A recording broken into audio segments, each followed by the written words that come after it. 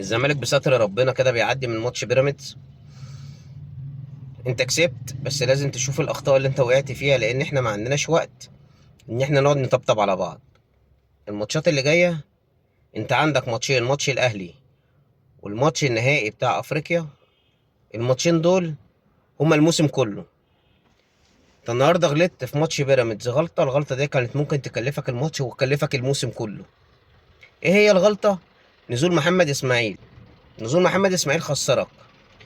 مدافع في انسجام بينه وبين حسام عبد المجيد، مدافع بيعرف يعمل لك كور طويله، فالانسجام وطريقه اللعب اللي انت متعود عليها بقالك 5 6 ماتشات خسرتهم. وبعدين اخدته حطيته في نص الملعب، مفيش انسجام بينه وبين شحاته في نص الملعب، مفيش انسجام بينه وبين عبد الله السعيد في نص الملعب، وبالتالي انت ضيعت انسجام الفرقه كلها بتغييره واحده. كان ببساطه شديده عندك بنتايج اتصاب، فانت كنت هتلاعب فتوح في نص الملعب، خلاص فتوح باك ليفت، وهنزل محمد السيد، هتنزل ادم كايد، هتنزل اي لعيب نص ملعب يلعب نص ملعب، انما ما تقعدش تلعب في الاعدادات بتاعه الفرقه عشان خاطر تغييره. الحمد لله ربنا ستر، الشوط الاول عدى على خير. ابتدينا الشوط الثاني بيصلح غلطته وبيطلع اسماعيل وبينزل محمد السيد.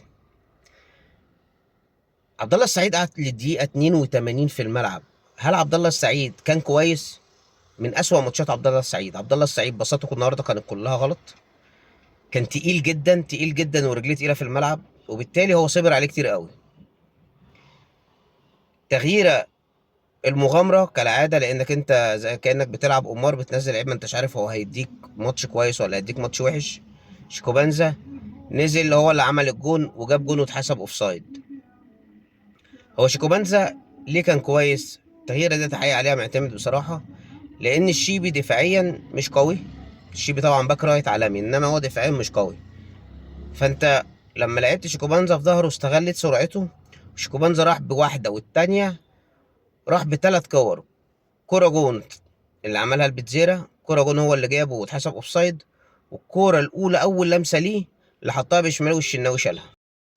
في تغييرتين في الماتش اللي انا شايف ان هم اللي غيروا الماتش، فيما عدا تغيير شيكوبانزا.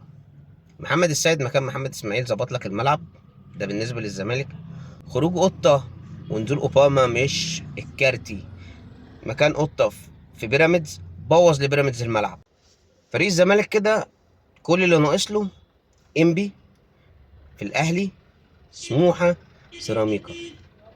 انا بس محتاج منك تكسب انبي وبلاش تكسب الاهلي، تعادل معاه. شكرا، انت كده خدت الدوري. بغض النظر عن ماتش بيراميدز والاهلي هيحصل فيه ايه. بيراميدز والاهلي اتعادلوا، كل سنه وانت طيب. بيراميدز كسب الاهلي، كل سنه وانت طيب. انت كده كده خدت الدوري ان شاء الله.